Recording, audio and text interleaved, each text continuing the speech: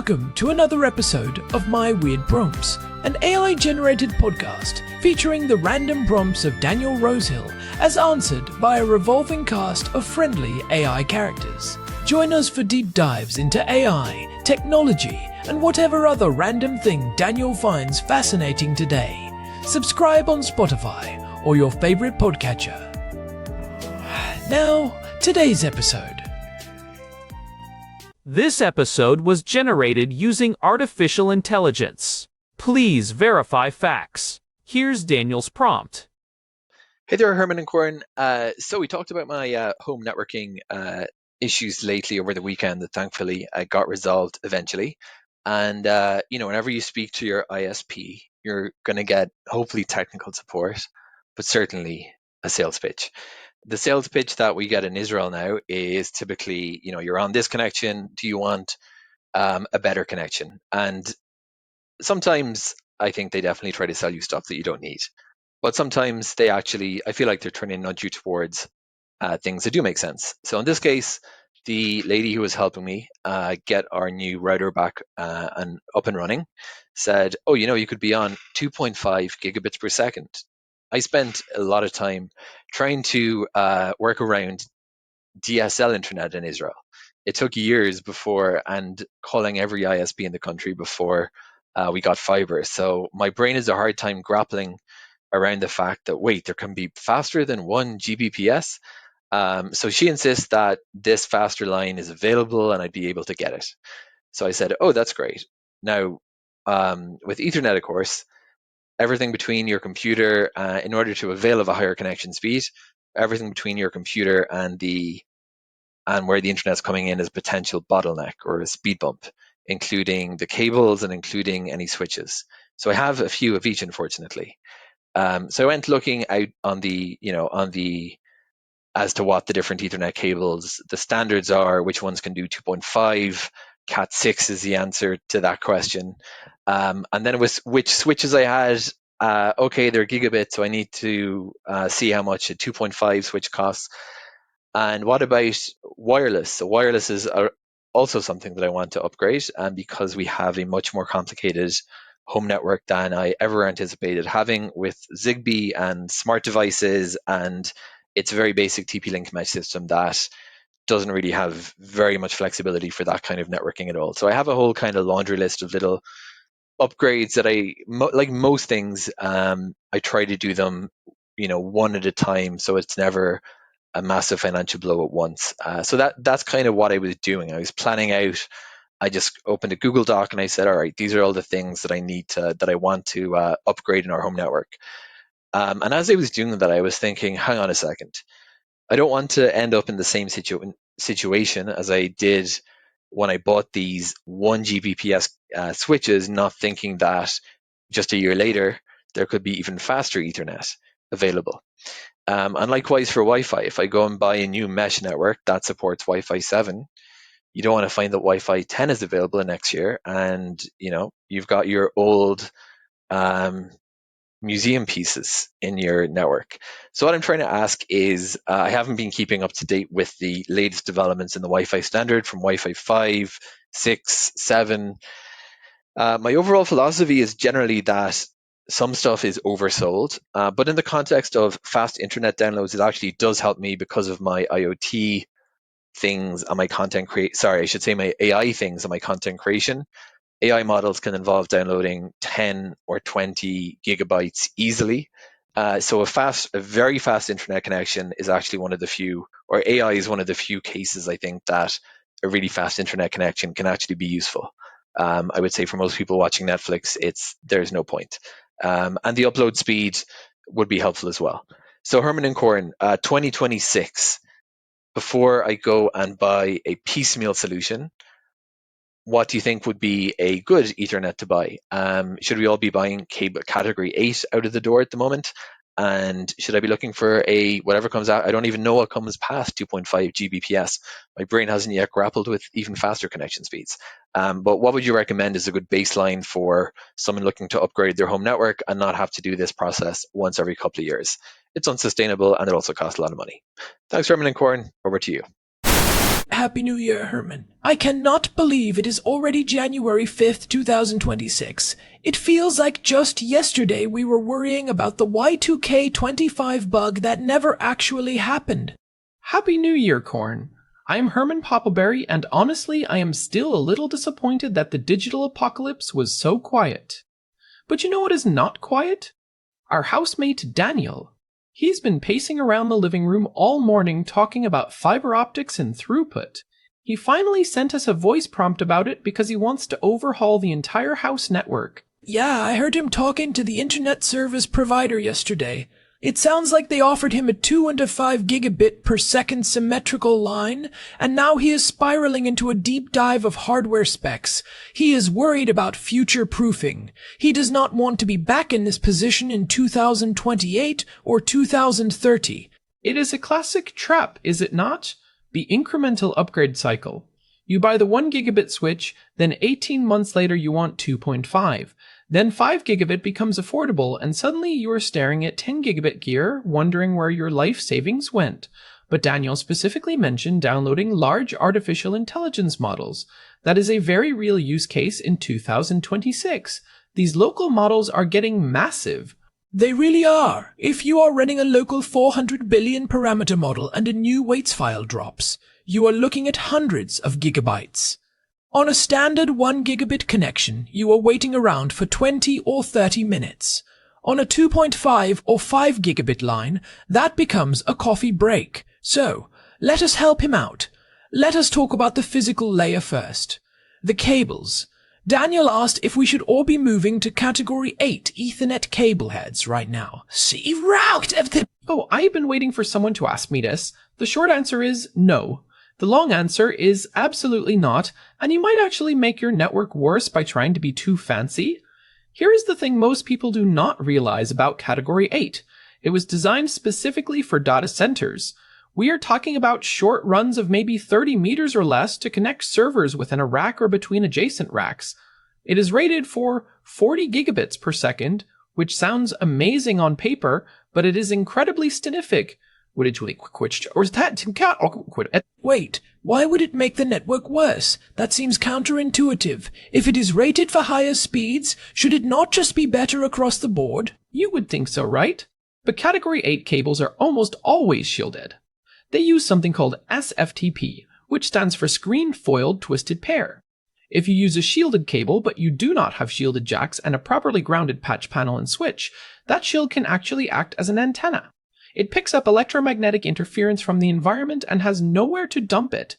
In a home environment with power cables, microwave ovens, and smart home hubs everywhere, you can actually end up with more packet errors than you would have with high-quality unshield. That is fascinating. So it is like putting a lightning rod on your house, but forgetting to connect the wire to the ground. You are just inviting trouble. So if Category 8 is overkill and potentially problematic, where is the sweet spot? Daniel mentioned Category 6. Is that enough for 2.5 gigabits? Category 6 is actually rated for 10 gigabits per second up to about 55 meters. So for a 2.5 gigabit line, Category 6 is more than enough for almost any house in Jerusalem. However, if we are talking about future-proofing toward the end of this decade, I would point Daniel toward Category 6A. Why the A? What does that extra letter get us?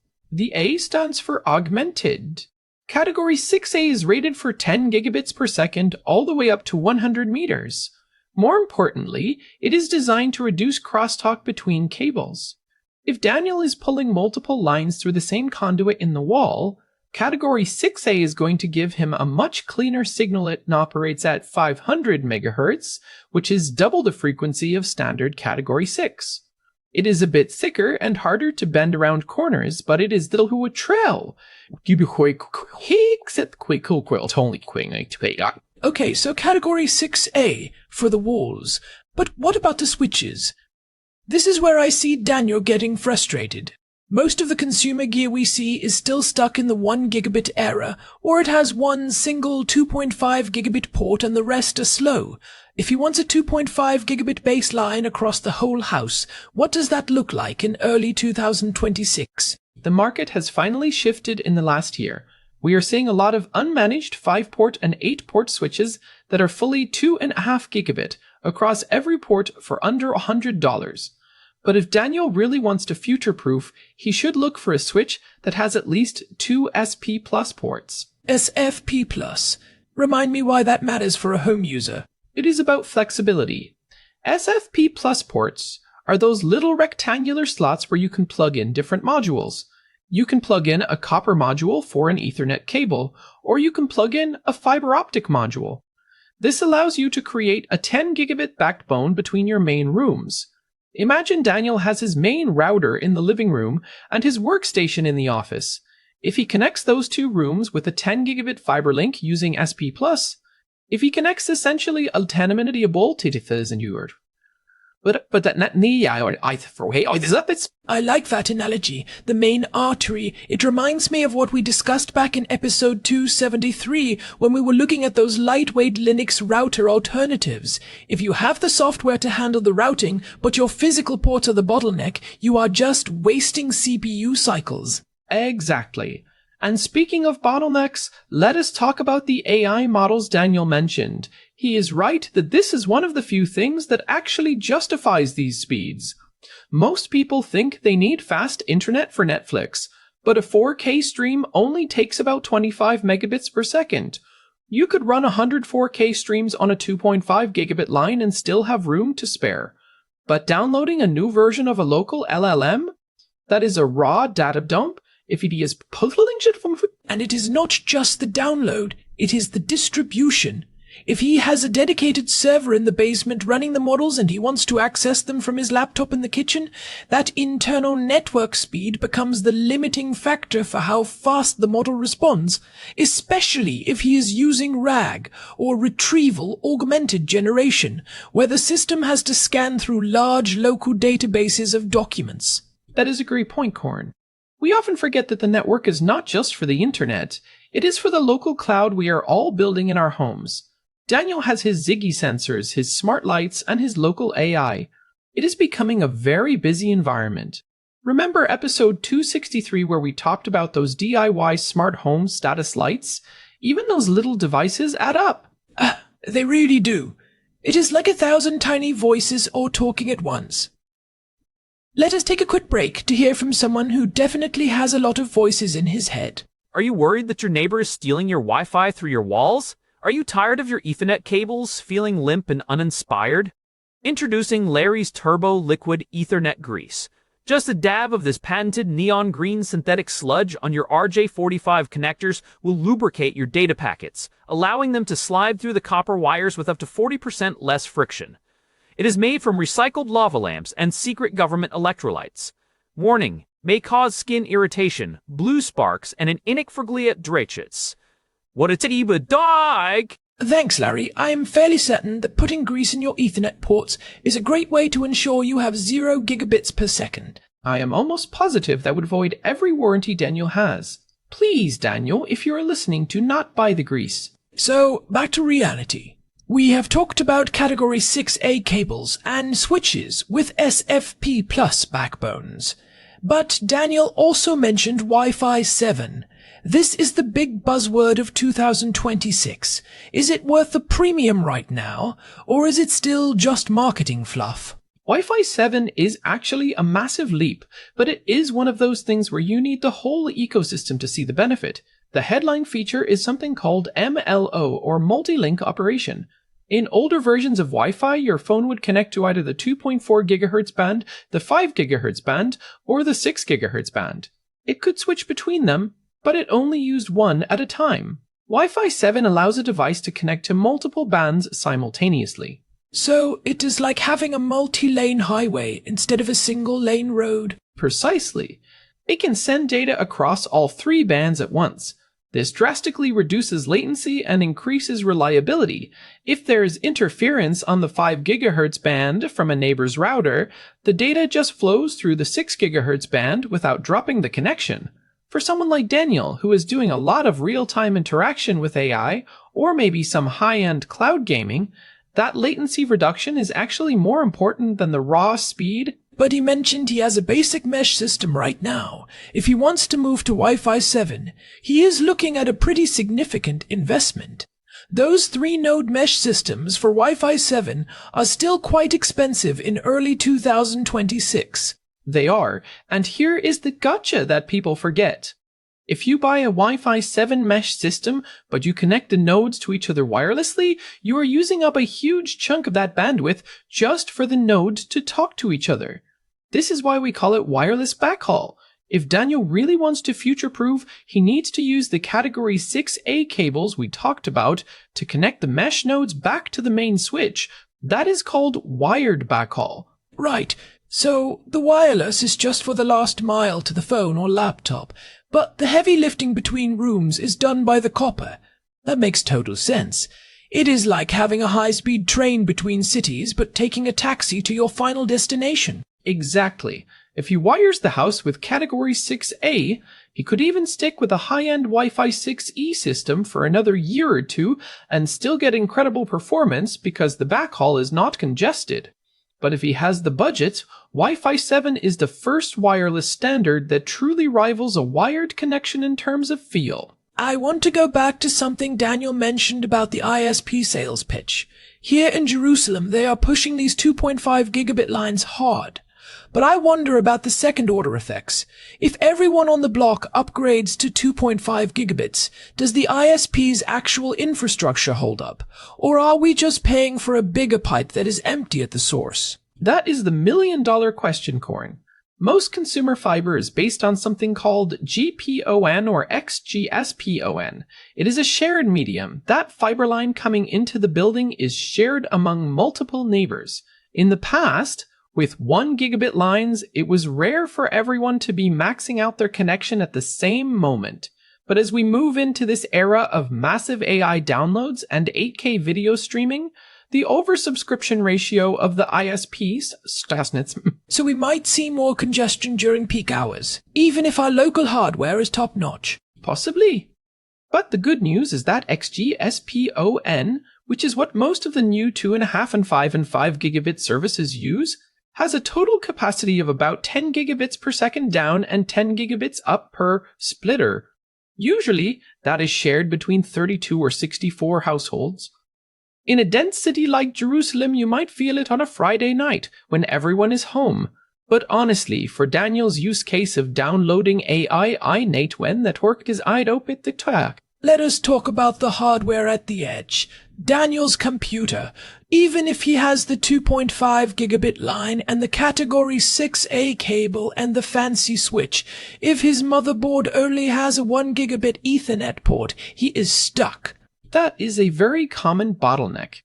Most laptops from a few years ago are capped at 1 gigabit. However, in 2026, almost every mid to high-end motherboard comes with a 2.5 gigabit port standard. If he has an older machine, he can just buy a USB-C to 2.5 gigabit Ethernet adapter for about $30. They are plug and play now. If he wants 10 gigabits on a desktop, he can get a PIE card for around $80. It is very there. I remember that episode. We were talking about the horror of having no firewall on a home network. If Daniel is opening up his network to these higher speeds and potentially more devices, we should probably remind him that his router's CPU needs to be beefy enough to actually inspect those packets at 2.5 gigabits. That is a crucial point. A lot of older consumer routers might have a 2.5 gigabit port, but their internal processor can only handle 1 gigabit of traffic if you turn on features like PPPoE or Deep Packet Inspection or a VPN. If he tries to run a VPN at the router level on a 2.5 gigabit line, a cheap router will just melt. Well, not literally melt, but it will throttle him down to maybe 300 megabits. So he should look for something with a modern quad-core ARM processor, or even a dedicated x86-based router if he wants to be a real nerd about it. Oh, you know he wants to be a real nerd about it.